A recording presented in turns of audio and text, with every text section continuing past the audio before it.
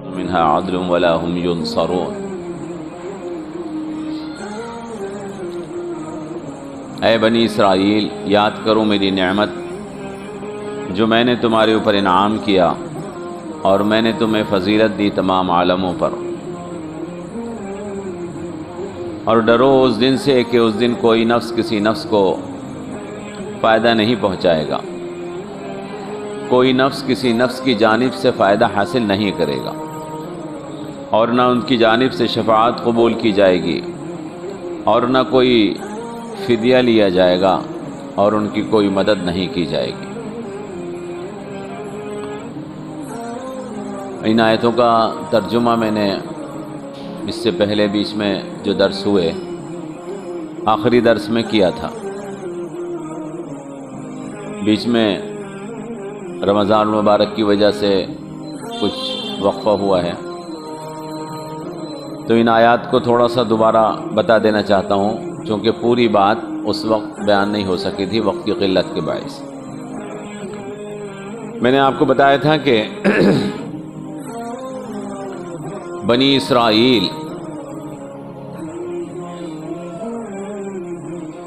یہ قوم یہ سمجھتی تھی کہ ہم اللہ کے محبوب ہیں، اللہ تبارک و تعالیٰ کو ہم سے بہت محبت ہے، اللہ نے جتنی کتابیں اتاری ہیں وہ سب ہمارے درمیان اتاری ہیں، پیغمبر سب ہمارے درمیان آئے ہیں، ہماری قوم میں آئے ہیں، اللہ نے بادشاہ پیدا کیے، وہ ہم میں پیدا کیے، لہذا ہم کوئی خاص قسم کی الگ طرح کی انسانوں کی نسل ہیں، ہم جہنم میں نہیں جائیں گے، ایسا ان کا سمجھنا اور ماننا تھا۔ اللہ تبارک و تعالی نے اس چیز کو بطور احسان کی ان کے اوپر ذکر فرمایا ہے قرآن کریم کے اندر کئی جگہ۔ اے بنی اسرائیل، یاد کرو میری نعمت جو میں نے تمہارے اوپر انعام کیے، اور میں نے تم کو تمام عالموں میں فضیلت عطا فرمائی۔ اللہ نے جو انعام کیے اس قوم کے اوپر وہ کیا تھے کہ اپنی کتابیں عطا کی، اس قوم میں نبی بھیجے مسلسل، اس قوم میں اللہ تبارک و تعالی نے بادشاہ بنائے نبیوں میں، حضرت داؤد علیہ السلام، حضرت سلیمان علیہ السلام، حضرت یوسف علیہ السلام، سب بنی اسرائیل تھے، نبی بھی تھے اور بادشاہ بھی تھے۔ تو اللہ نے انعام فرمایا ان پر اور ان کو فضیلت دی تمام عالموں میں۔ وَإِنِّي فَضَّلْتُكُمْ عَلَى الْعَالَمِينَ۔ اپنے زمانے کے اعتبار سے یہ قوم تمام دنیا کی اقوام میں افضل تھی، اللہ نے ان کو فضیلت عطا کی تھی۔ اب کوئی چیز کسی کے اوپر، کسی قوم کے پاس یا کسی فرد کے پاس اگر زیادہ دن تک رہتی ہے تو وہ اس چیز پر اپنا استحقاق جمانے لگتا ہے، وہ یہ سمجھنے لگتا ہے کہ میں دوسروں سے کچھ الگ ہوں اور جدا ہوں۔ تو اس قوم کے اندر بھی یہی کمی اور خرابی پیدا ہو گئی، لہذا یہ سمجھنے لگے کہ ہم صرف چونکہ بنی اسرائیل میں پیدا ہو گئے ہیں، قوم بنی اسرائیل کا حصہ ہیں، چونکہ ہم نبیوں کی اولاد ہیں، اس لیے ہم جہنم میں نہیں جائیں گے۔ انہوں نے عمل چھوڑ دیے، چنانچہ بنی اسرائیل کی تاریخ میں زیادہ تفصیل سے بیان نہیں کروں گا آپ کے سامنے، لیکن اگر آپ بنی اسرائیل کی تاریخ کو پڑھیں گے تو یہ آپس میں لڑنے لگے، مشرکوں میں شادیاں کرنے لگے، مشرکوں کو اپنا دوست بنانے لگے، قوم میں بے پناہ افتراق پیدا ہو گیا۔ جو اسرائیلی ریاست تھی، جو بنی اسرائیل کی حکومت تھی، وہ چھوٹے چھوٹے ٹکڑوں میں بڑھ گئی، اور انہوں نے اپنی حکومت، چھوٹی سی حکومت کو باقی رکھنے کے لیے مشرکوں سے تعلقات بڑھائے، حتیٰ کہ ان میں شادیاں بھی کی۔ تاریخ اگر آپ پڑھیں گے تو آپ کو سب اندازہ ہو جائے گا، ان سے دوستیاں کی۔ حالانکہ اللہ کا دین شرک اور بت پرستی کے خلاف ہے، ہمارا تو کلمہ ہی یہ ہے لا الہ الا اللہ، اللہ کے سوا کوئی معبود نہیں، لیکن انہوں نے مشرکوں سے نفرت چھوڑ دی، اور صرف نسل کی بنیاد پر، صرف اس بنیاد پر کہ یہ سمجھتے تھے کہ ہم نبیوں کی اولاد ہیں اپنے آپ کو جنت کا مستحق ماننے لگے۔ تو اللہ نے فرمایا کہ واتقوا یوما لا تجزی نفس عن نفس شیئا، ڈرو اس چیز سے، اس دن سے ڈرو کہ کسی نفس کو کسی کی جانب سے کوئی فائدہ نہیں پہنچ پائے گا۔ واتقوا یوما لا تجزی نفس عن نفس شیئا، کسی نفس کو کسی نفس کی جانب سے کوئی فائدہ ذرا سا بھی نہیں پہنچے گا۔ ولا يقبل منها شفاعہ، اور نہ اس کی جانب سے کوئی شفاعت سفارش قبول کی جائے گی۔ ولا يؤخذ منها عدل، اور نہ اس سے کوئی فدیہ لیا جائے گا۔ ولا هم ينصرون، اور ان کی کوئی مدد نہیں کی جائے گی۔ اس آیت مبارکہ میں اللہ تبارک و تعالی نے ان کے اس غلط عقیدے کی تردید کی کہ ہم چونکہ بڑے بڑے نبیوں کی اولاد ہیں لہذا ہم جنت میں چلے جائیں گے۔ اللہ نے فرمایا کہ ایسا نہیں ہے، بلکہ آدمی اپنے ایمان اور اپنے عمل کی بنیاد پر جنت میں جائے گا، دوسرے کے ایمان اور دوسرے کے عمل کی بنیاد کے اوپر جنت میں نہیں جائے گا۔ قرآن کریم کی مثال میں نے آپ کو دی تھی۔ اللہ تبارک و تعالی نے اس بات کو ثابت کرنے کے لیے قرآن کریم میں حضرت نوح علیہ السلام کے بیٹے کی مثال بیان کی۔ حضرت نوح خدا کے پیغمبر ہیں جنہوں نے 950 برس تک دین کی دعوت کا کام کیا، اور جن کی بد دعا کے نتیجے میں پوری دنیا کے اندر طوفان آیا اور سارے کافروں کو ختم کر دیا گیا۔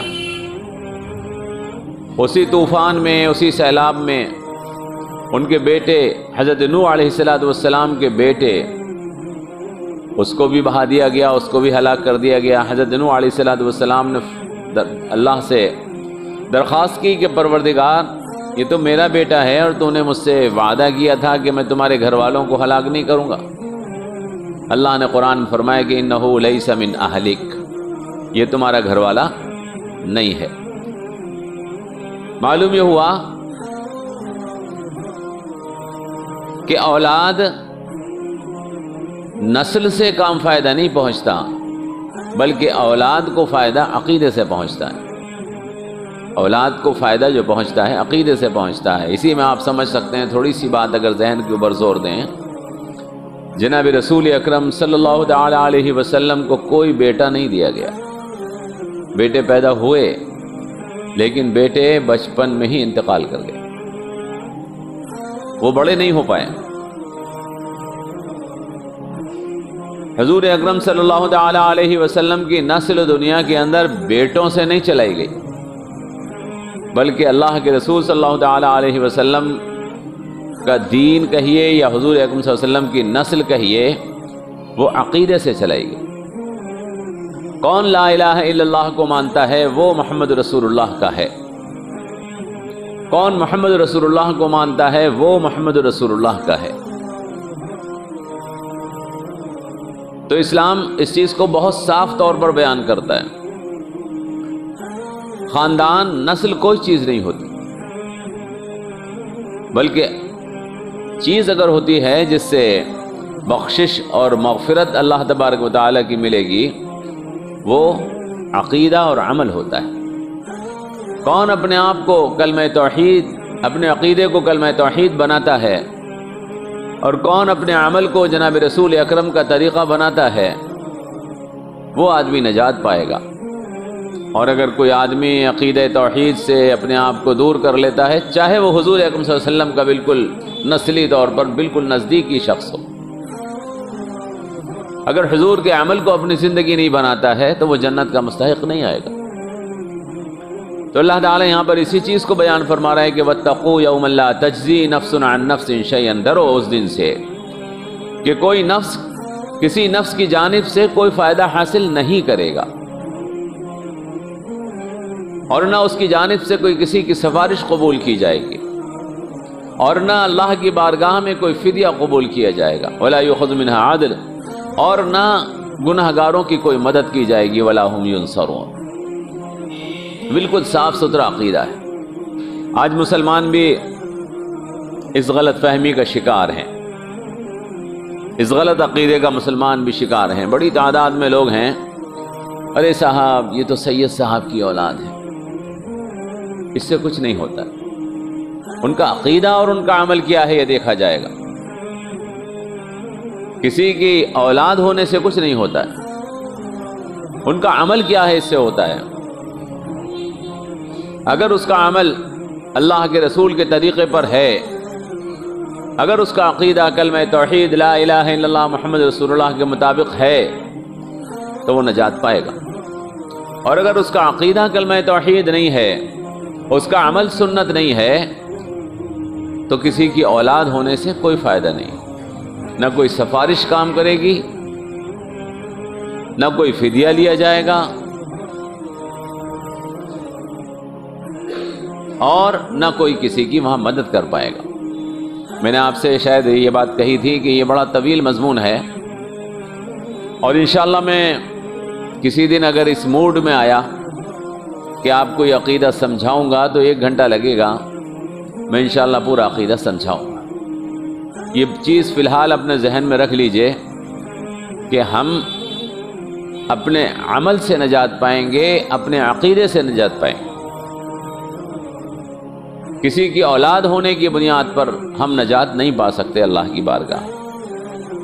یہاں بنی اسرائیل سے اللہ تبارک و تعالی یہ بات بیان فرما رہا ہے، لیکن جو بات بنی اسرائیل سے اللہ فرما رہا ہے لا تبدیل لکلمات اللہ، خدا کی بات بدلتی نہیں ہے، وہی بات اللہ ہم سے بھی فرما رہا ہے کہ اس امید پر مت بیٹھے رہنا کہ کسی سے تمہیں فائدہ پہنچ جائے گا، کوئی تمہاری سفارش کر دے گا، تم سے کوئی فدیہ لے لیا جائے گا، وہاں کوئی مددگار مل جائے گا اور جہنم سے بچا لے گا، کوئی چھتری لیے کھڑے ہوں گے بزرگ، ہم ان کی چھاؤں میں جنت میں چلے جائیں گے. یہ سب شیطان کے پیدا کیے ہوئے خیالات ہیں. جو گناہ دنیا میں پھیلانا چاہتا ہے اس نے دنیا میں یہ خیالات پیدا کر دیے. صحیح بات صرف یہ ہے کہ جیسا کرو گے ویسا بھرو گے. اللہ نے قرآن کریم میں فرما دیا ہے فَمَن يَعْمَلْ مِثْقَالَ ذَرَّةٍ خَيْرًا يَرَهُ وَمَن يَعْمَلْ مِثْقَالَ ذَرَّةٍ شَرًّا يَرَهُ. وہاں صرف اللہ تبارک و تعالیٰ کو حق ہے کہ وہ معاف فرما دے جس کو چاہے، اور اس کے علاوہ کسی کو حق نہیں پہنچتا کہ وہ خدا سے کہے کہ اسے معاف کرو. کس کی جرأت ہے من ذا الذی یشفع عندہ، کس کی جرأت ہے جو خدا کی بارگاہ میں کسی کی سفارش کر سکے الا باذنہ. یہ الگ بات ہے کہ خدا ہی کہہ دے کہ اس کی سفارش کر دو تو کر دے، لیکن کسی کی جرأت نہیں ہے کہ خدا کے سامنے کھڑا ہو جائے اور کہہ دے کہ اس کو معاف فرما دے. تو یہ عقیدہ انشاءاللہ آپ کو سمجھاؤں گا، لیکن آپ کو سمجھنا اس لیے ضروری ہے کہ آج مسلمانوں کا ایک بہت بڑا طبقہ شیعہ تو پوری کی پوری قوم اس عقیدے میں گمراہ ہو گئی. جو شیعہ حضرات ہیں وہ تو پوری کی پوری قوم اس عقیدے میں گمراہ ہو گئی ہے کہ وہ یہ سمجھتے ہیں کہ شاید ہم اہل بیت کی محبت اپنے دل میں پیدا کر لیں گے تو بس بیڑا پار ہے، چاہے کچھ بھی کرتے رہو. لیکن مسلمانوں میں بھی ایک بہت بڑا طبقہ ایسا پیدا ہو گیا ہے جو یہ سمجھتا ہے کہ ہماری نسبت جناب رسول اللہ سے قائم ہو گئی ہے، ہم اللہ کے رسول سے محبت کرتے ہیں، اب کچھ بھی کر لیں ہم تو جنت میں رسول اللہ ہمیں لے جائیں گے. ایسا نہیں. جناب رسول اکرم نے حدیث پاک میں فرمایا کہ فاطمہ تو حضور کی بیٹی تھی، ایسی بیٹی تھی جن سے اللہ کے رسول کو بے پناہ محبت تھی. فرمایا کہ فاطمہ بنت محمد کی بیٹی فاطمہ اگر چوری کرے گی تو ہاتھ کاٹ دوں گا، اسے بھی بخشوں گا نہیں. اور فرمایا حضرت فاطمہ سے کہ فاطمہ، حدیث پاک ہے صحیح، مرنے سے پہلے تیاری کر لو آخرت میں جانے کی. یہ مت سوچنا کہ میں تمہارے وہاں کام آؤں گا، وہاں تمہیں اپنے اعمال کا خود حساب دینا. تو یہ معاملہ ہے، بالکل صاف ستھرا عقیدہ ہے، اس کو ہمیں سمجھنا ضروری ہوگا. کسی ڈھارس کسی امید پہ مت رہیے، کسی دھوکے کے عقیدے پہ مت رہیے، بلکہ خدا کی بارگاہ میں پہنچنے کے لیے اپنے عقیدے اور اپنے عمل کو ٹھیک کر لیجیے. اگر یہی بات ہوتی جیسا کہ لوگ سمجھتے ہیں، بعض لوگ، آپ تو الحمدللہ ایسا نہیں سمجھتے ہوں گے، لیکن بعض لوگ ایسا سمجھتے ہیں کہ کسی بزرگ سے نسبت قائم کر لی یا کسی اور اللہ کے نیک بندے سے نسبت قائم کر لی اور وہ ہمیں بخشوا لیں گے. اگر ایسا ہی ہوتا تو پھر اس خدا کے کلام کی کیا ضرورت ہے؟ بس نسبتیں قائم کر دی جاتی۔ پھر یہ 5 ٹائم نمازوں کی کیا ضرورت تھی؟ پھر یہ زکوٰۃ ادا کرنے کے حکم کی کیا ضرورت تھی؟ یہ رمضان المبارک کے روزوں کی کیا ضرورت تھی؟ یہ حلال اور حرام کے فرق کو بیان کرنے کی کیا ضرورت تھی؟ یہ سارے اعمال جو بیان کیے گئے ہیں ہمارے سامنے، یہ عمل کرنے کے لیے بیان کیے گئے ہیں، خالی لکھنے کے لیے نہیں۔ اور نجات انہی میں مضمر ہے۔ تو اللہ نے کیا فرمایا؟ اے بنی اسرائیل یاد کرو میری نعمت۔ ہمارے پر بھی اللہ نے بہت بڑے انعامات کر رکھے ہیں۔ اللہ نے ہمیں قرآن کریم جیسی کتاب عطا فرمائی، اللہ تبارک و تعالی نے جناب محمد رسول اللہ جیسے پیغمبر عطا فرمائے، اللہ تبارک و تعالی نے ہمیں صحابہ جیسی جماعت عطا فرمائی۔ بہت بڑے انعامات اللہ نے کیے ہیں۔ اللہ تعالیٰ بنی اسرائیل سے کہہ رہا ہے، لیکن ہم بھی تو یاد کریں۔ اے بنی اسرائیل یاد کرو میری نعمتیں، جو انعامات میں نے تمہارے اوپر کیے ہیں، اور میں نے تمہیں تمام عالم میں فضیلت عطا کی ہے۔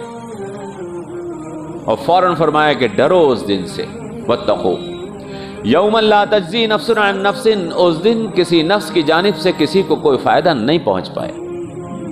اس دن ڈرتے رہو جب خدا کے سامنے جاؤ گے، اپنے ایک ایک عمل کا حساب دو گے۔ حدیث پاک میں آیا ہے، جناب رسول اکرم صلی اللہ تعالی علیہ وسلم نے ارشاد فرمایا کہ جب خدا کا غضب جوش میں ہوگا، اللہ تبارک و تعالیٰ کا غصہ جوش میں ہوگا، خدا اس کی صفت جلال بھی ہے، جب اس کا غصہ جوش میں ہوگا تو سامنے پیغمبر کھڑے ہوں گے، وہ بھی کانپ جائیں گے اور یہ سوچنے لگیں گے کہیں ایسا نہ ہو کہ خدا ہماری کسی غلطی کو پکڑ لے، وہ بھی ڈر جائیں گے۔ اللہ سے دعا کیجیے اللہ تبارک و تعالی ہمیں اپنے غضب سے محفوظ فرمائے، ورنہ ایک ذرہ برابر بھی غلطی اگر کسی سے ہو گئی ہوگی تو اللہ اگر گرفت کرنا چاہے تو کر سکتا ہے۔ تو اللہ نے فرمایا ڈرو اس دن سے کہ اس دن کسی نفس کی جانب سے کسی کو کوئی فائدہ نہیں پہنچایا جائے گا، کوئی نفس کسی نفس کی جانب سے کوئی فائدہ حاصل نہیں کرے گا، اور نہ کوئی شفاعت قبول کی جائے گی، اور نہ کوئی فدیہ لیا جائے گا اس کی جانب سے، ولا یؤخذ منها عدل، اور نہ ان کی یعنی گناہگاروں کی کوئی مدد کی جائے گی، ولا هم ينصرون۔ اب یہاں کسی کے ذہن میں سوال پیدا ہو سکتا ہے کہ شفاعت کا ذکر تو ہم نے بہت سنا ہے، حضور اکرم صلی اللہ علیہ وسلم شفاعت فرمائیں گے، اور بھی لوگوں کے بارے میں ہم نے سنا ہے حافظ اپنے والدین کی شفاعت کرے گا، حافظ اپنے گھر والوں کی شفاعت کرے گا، بہت سی حدیثوں میں آیا ہے، وہ سب صحیح حدیثیں ہیں، وہ بے شک ایسا ہوگا، لیکن میں نے آپ سے عرض کیا قرآن کریم کے اندر اللہ تبارک و تعالی نے اس کی تفصیل بیان فرمائی ہے، اسی لیے میں کہہ رہا ہوں کہ ساری بات آپ کو اس مختصر وقت میں نہیں سمجھا سکتا۔ 7 لوگ ایسے ہیں، قرآن کریم کی آیات پر غور کرنے سے ہمیں معلوم ہوتا ہے کہ 7 قسم کے لوگ ایسے ہیں جن کے بارے میں کوئی سفارش، کوئی شفاعت قبول نہیں ہو کسی بھی پیغمبر کی، حضور اکرم صلی اللہ علیہ وسلم بھی شفاعت نہیں کریں گے۔ وہ 7 لوگ ہیں، وہ 7 کی 7 قسمیں اگر میں آپ کے سامنے بیان کروں گا اور اس کی وجوہات بہت ٹائم لگ جائے گا، لیکن ایک اس میں مشرک ہے۔ آپ اپنے سینے پہ ہاتھ رکھ کے بتائیے کیا مشرک کی شفاعت مناسب ہے؟ جس نے پوری زندگی اللہ کے ساتھ شرک کیا، جس نے بتوں کو سجدہ کیا اور خدا تبارک و تعالیٰ کا انکار کیا، وہ آدمی کیا پیغمبر کی شفاعت کا مستحق ہے؟ میں آپ سے مثال دوں، اس چیز کو آپ اپنے ذہن میں ذرا گہرائی کے ساتھ سمجھیں گے۔ ہمارے محلے کے علاقے کے کوئی بزرگ ہیں، کوئی علاقے کے بزرگ ہیں، نیک آدمی ہیں، پرہیزگار ہیں، اور کوئی علاقے کا چور ہے، ڈکیت ہے، لوگوں کو ستاتا ہے، پریشان کرتا ہے، پولیس ان کو پکڑ کے لے جاتی ہے اس کو۔ کیا وہ نیک متقی اور پرہیزگار آدمی اس بد کردار آدمی کے جو محلے کی بچیوں کو چھیڑتا ہے، یا محلے کی بچیوں پر گندی نظر رکھتا ہے، پولیس کے پاس سفارش لے کے جائیں گے؟ پولیس کے پاس سفارش لے کے جا سکتے ہیں وہ نیک آدمی؟ نہیں جا سکتے۔ ان کا ضمیر گوارا نہیں کرے گا کہ یہ آدمی جو محلے کے ماحول کو گندا کر رہا ہے، اس کو تو اس کے گناہوں کی سزا ملنی چاہیے کہ میں اس کو گناہوں کی سزا سے بچاؤں۔ پیغمبر علیہ الصلوۃ والسلام مشرکوں کی سفارش کیسے کر سکتے؟ نہیں کریں گے۔ منافقوں کی سفارش کیسے کر سکتے؟ جو جھوٹ بولتا رہا پوری زندگی، دھوکہ دیتا رہا، دھوکہ دے تو نہیں سکتا ہے لیکن دھوکہ دینے کی کوشش تو کرتا رہا۔ یخادعون اللہ، اللہ کو دھوکہ دینا چاہتے ہیں منافق۔ قرآن کریم میں اللہ نے فرمایا، اور فرمایا وما یخدعون الا انفسہم، خدا کو کوئی دھوکہ دے نہیں سکتا ہے، اپنے آپ ہی کو دھوکہ دیتے ہیں۔ تو جو آدمی منافق ہے وہ دھوکہ دینے کی کوشش کرتا رہا، کیا پیغمبر علیہ الصلوۃ والسلام اس کی سفارش کریں گے؟ اس دھوکے باز کی، جس نے مسلمانوں کو دھوکہ دیا، اللہ کو دھوکہ دینے کی کوشش کرتا رہا، پیغمبر کی شان کے مناسب نہیں ہے کہ اس کی سفارش کریں۔ یہ قرآن کریم میں اللہ نے بیان فرمایا ہے۔ 7 قسم کے لوگ ہیں، میں نے آپ سے بتایا، جن کی سفارش بالکل نہیں ہے۔ اور ان 7 قسم کے لوگوں میں ایک شخص ہے جس کو میں خاص طور سے آپ کو سناؤں گا، وہ آدمی جو دین کی دعوت کے کام کو نہیں کرتا۔ قرآن کی آیت ہے، جو دین کی دعوت کے کام کو نہیں کرتا اس کی سفارش بھی نہیں ہے۔ سفارش صرف اس کی ہے جو دین کے لیے اپنی کوشش لگاتا ہے، جو اللہ کے دین کو غالب کرنے کی کوشش لگاتا ہے اور اس سے کوئی گناہ ہو گیا ہے، کوئی اللہ کے حکم کی خلاف ورزی ہو گئی ہے، اس کی پیغمبر سفارش کریں گے، وہ مستحق ہے اس بات کا۔ اور جو خدا کے دین کے لیے رکاوٹیں پیدا کرتا ہے، جو خدا کے دین کی مدد نہیں کرتا، اس کی دعوت و تبلیغ کے کام میں نہیں لگتا، اگر کہیں اللہ کے دین کو لوگوں کو بتایا جاتا ہے تو اس کے لیے روڑے اٹکاتا ہے، کیا پیغمبر اس کی سفارش کریں گے؟ کیا یہ سفارش کا مستحق ہے پیغمبر کی؟ 7 قسم کے لوگ ہیں، اللہ نے قرآن میں ان کی وضاحت فرما دی ہے کہ ان 7 آدمیوں کی سفارش کوئی پیغمبر نہیں کرے گا، کوئی پیغمبر سفارش نہیں کرے گا۔ بھاگے پھریں گے ادھر سے ادھر، ادھر سے ادھر، کوئی ہماری پوچھ لو، کوئی سن لو، لیکن دھتکار دیے جائیں گے ہر بارگاہ سے، ہر بارگاہ سے دھتکار دیے جائیں گے۔ سفارش کا مستحق ہونے کے لیے آدمی کو پہلے اپنا ایمان صحیح کرنا ہوتا ہے۔ سفارش کا مستحق ہونے کے لیے آدمی کو اپنے اندر سے نفاق اور منافقت کی بیماری کو دور کرنا ہوتا ہے۔ سفارش کا مستحق بننے کے لیے آدمی کو اللہ کی دعوت دین کے لیے، دعوت دین کے کام میں لگنا ہوتا ہے، محنت کرنا ہوتا ہے، خدا کے دین کو غالب کرنے کی کوشش کرنا ہوتا ہے۔ اور جو آدمی ایسا نہیں کر سکتا، پیغمبر ہرگز اس کی سفارش نہیں کریں گے، اس لیے کہ خدا کے پیغمبر دنیا میں کیوں آئے ہیں؟ تاکہ اللہ کے دین کو غالب کریں، اور وہ اس میں رکاوٹ پیدا کر رہا ہے تو کہاں سفارش کریں گے؟ تو 7 قسم کے لوگ ہیں، قرآن میں ان کی تفصیلات ہیں۔ اللہ کے پیغمبروں کی سفارش کا مستحق بننے کے لیے اپنے اندر کچھ صفات پیدا کرنی پڑتی ہیں۔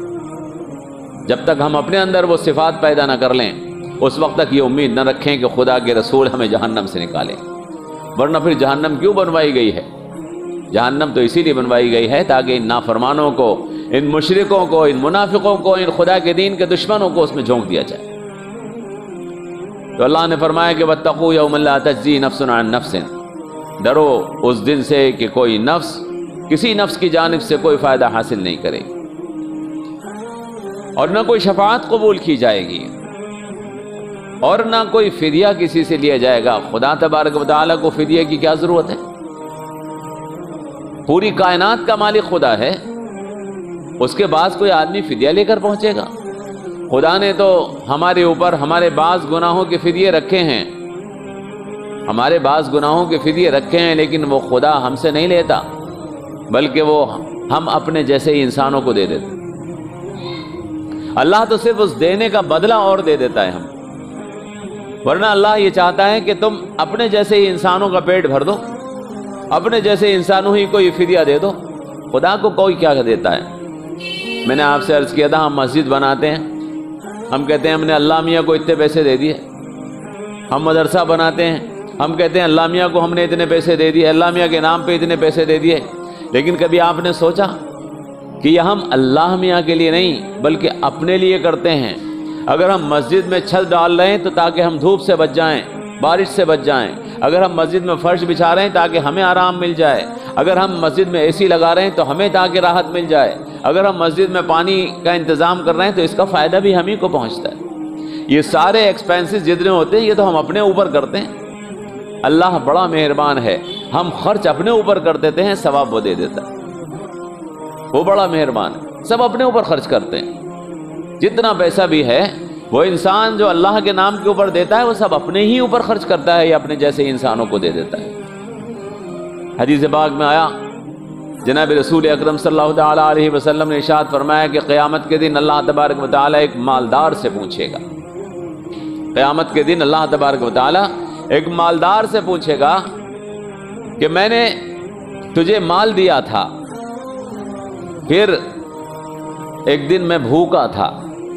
اللہ کہے گا قیامت کے دن، ایک دن میں بھوکا تھا اور میں تیرے دروازے پر آیا تھا اور میں نے تجھ سے کھانا مانگا تھا، میں پیاسا تھا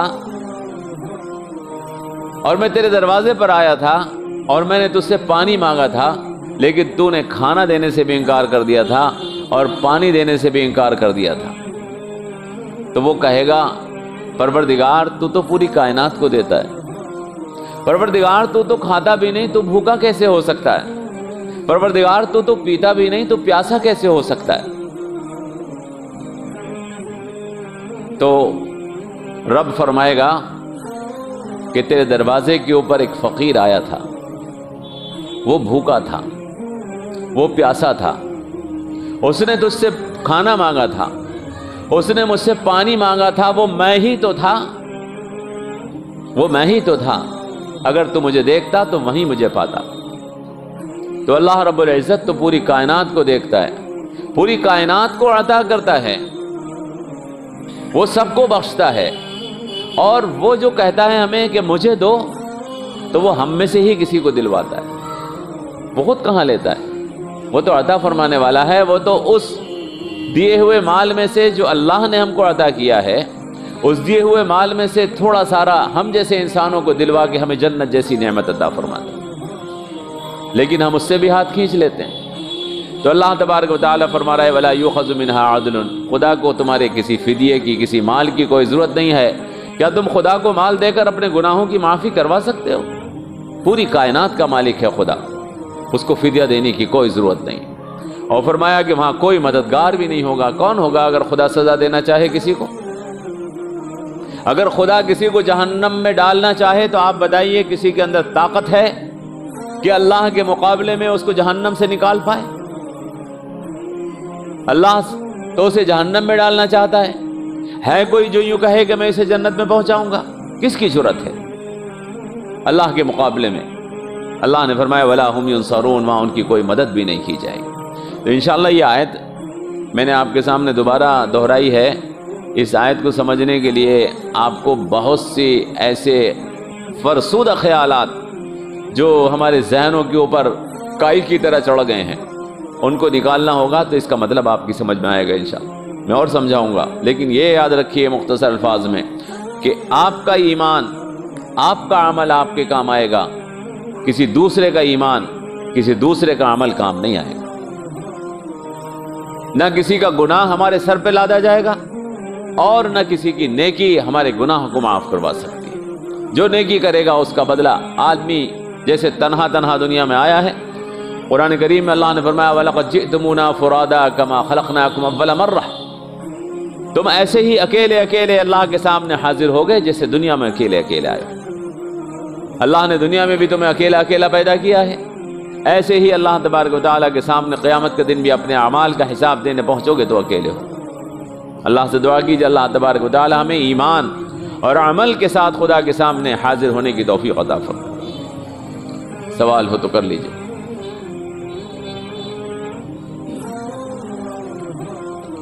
کوئی سوال کرنا ہو تو کر لیجیے۔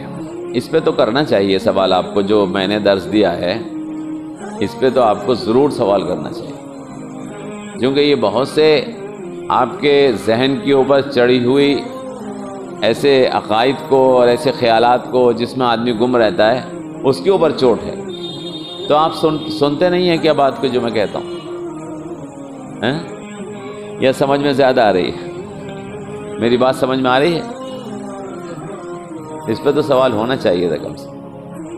چلیے، اللہم صلی علی محمد وعلی آل محمد کما صلیت علی ابراہیم وعلی آل ابراہیم انک حمید مجید، اللہم بارک علی محمد وعلی آل محمد کما بارکت علی ابراہیم وعلی آل ابراہیم انک حمید مجید، سبحان ربک رب العزت عما یصفون وسلام علی المرسلین والحمد للہ۔